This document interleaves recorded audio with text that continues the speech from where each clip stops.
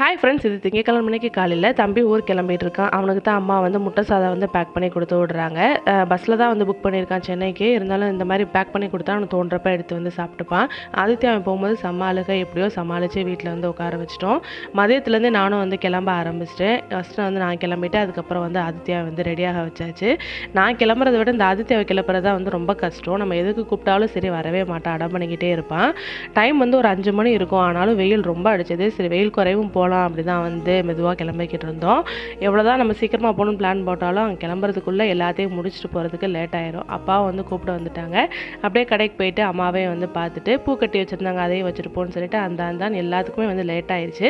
இங்கேருந்து அப்பா பஸ் ஏற்றி விட்டுருவாங்க, ஹஸ்பண்ட் வந்து பிக்கப் பண்ண வந்துடுவாங்க. அன்னைக்குன்னு பார்த்து பஸ்லையுமே வந்து செம்ம கூட்டமாக இருந்தது.